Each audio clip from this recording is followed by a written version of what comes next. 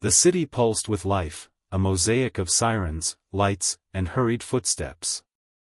Somewhere within the towering glass buildings and ceaseless hustle, Emily Bennett carved out her space in the corporate jungle.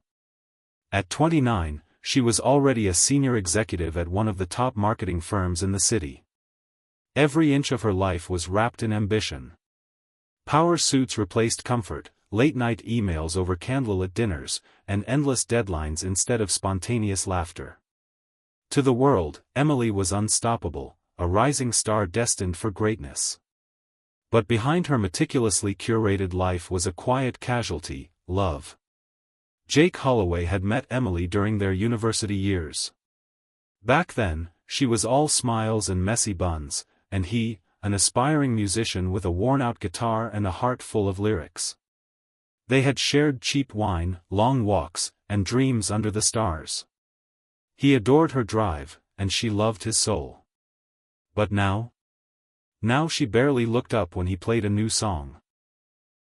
Jake was sitting cross-legged on their old couch, guitar resting gently in his hands.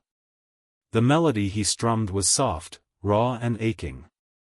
He looked up as Emily walked in, her heels clicking across the floor, her face locked in the cold expression of someone who had fought 10 boardroom battles in a day. "Hey, Em," he said, eyes hopeful. "I wrote a new song. It's about us. Want to hear it?" "I can't right now, Jake. I have a presentation tomorrow morning, and I'm already behind." The chords stopped. Silence filled the space where music and love should have been. Jake placed the guitar down carefully, like it held his heart. "You haven't taken a break in weeks, Em. We haven't even had dinner together in God knows how long." She sighed, rubbing her temples. "I'm doing this for us, Jake. Don't you get that? If I land this promotion, it changes everything." "No, Em," he whispered. "It changes you.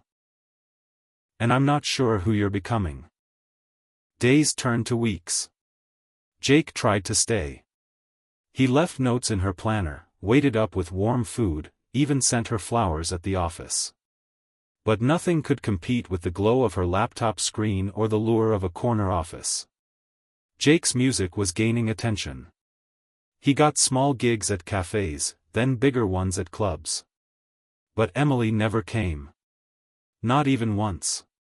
On the night he got the offer to open for a well-known indie artist, he waited for her with trembling hands, praying she'd be excited. She came home late again, phone pressed to her ear, heels in hand, exhaustion in her eyes. "I got the gig," he said when she finally hung up. "That's great," she replied absent-mindedly. "Remind me later.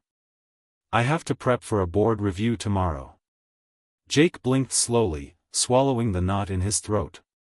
"You forgot my performance tonight, didn't you?" "Jake, No, it's okay." His voice was brittle. "I shouldn't be surprised anymore." It was raining that night when Emily came home early for the first time in months. She found Jake near the door, packing his guitar case and slinging a small bag over his shoulder. "Where are you going?" she asked, panic slicing through her chest. "I've been offered a short tour," he said, not meeting her eyes. "I leave tonight." Her voice broke.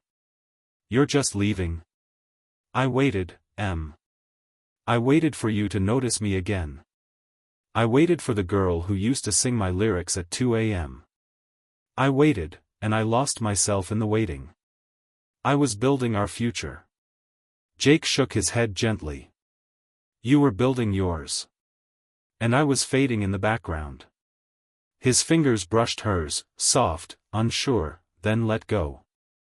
"I still love you, Emily. But I need to love myself too." The promotion came a week later. Emily stood in a room full of applause, cameras flashing as her name was called. She smiled for the photographs, shook hands with the executives, and accepted her plaque. But as the celebration roared around her, she felt nothing. No one to whisper, "I'm proud of you," in her ear. No familiar hand to hold. No Jake. She came home to a quiet apartment filled with echoes. His mug was still in the sink. His scent lingered on the pillow. She sat on the bed and finally allowed herself to cry. And cry. Nights turned to months. Emily excelled at work, but every award felt like a thorn in her heart. Her friends noticed the change, how she smiled less, how she stopped talking about Jake. She followed his journey in silence, watching clips of his concerts online, hearing his lyrics which always seemed to carry a quiet ache, and her name, hidden between chords. One night, she watched a video of Jake performing a new song titled Fading Colors. His voice cracked in the chorus. And in that crack, she heard everything she had missed. That night, she packed a bag, not for a business trip, but for the truth. Jake stood on stage, lost in the music, the crowd swaying to his voice like waves in a storm. The spotlight illuminated his face, but his eyes scanned the shadows. And then he saw her. She was standing at the back, hair down, no makeup, no heels, just Emily, the woman who used to dance in their kitchen to his songs. As he played the last note, she stepped forward, her eyes wet, her voice trembling.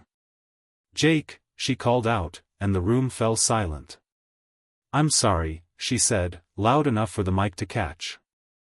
"I chased success so hard I didn't realize I was losing the only thing that made it meaningful. I thought ambition meant proving myself to the world, but it should have meant building something beautiful, with you." The crowd stayed hushed, eyes moving from her to Jake. He descended the stage slowly, his heart in his throat. "You broke me, Em." "I know," she whispered. "And I don't expect you to take me back. I just needed you to know, I remember the girl you loved. And I'm trying to be her again." He stared at her, a storm of emotion behind his tired eyes. Then, gently, he reached for her hand. "I missed you," he said. "I never stopped." Emily didn't quit her job. But she learned to pause. She turned her phone off during dinner. She showed up to Jake's shows, clapping the loudest. They carved out time, lazy Sundays, rainy mornings, stolen kisses between rehearsals and meetings. Their dreams didn't compete anymore. They coexisted. He sang of heartbreak and healing, and she used her platform to champion artists like Jake, merging their worlds one melody at a time. They weren't perfect. But they were real. Moral: ambition isn't wrong, but love must not be the price we pay for it. In a world obsessed with achievements, sometimes the bravest thing you can do is choose each other. Don't forget to like, follow, share, and subscribe to Scenecapsules for more captivating animated stories. Thanks for watching.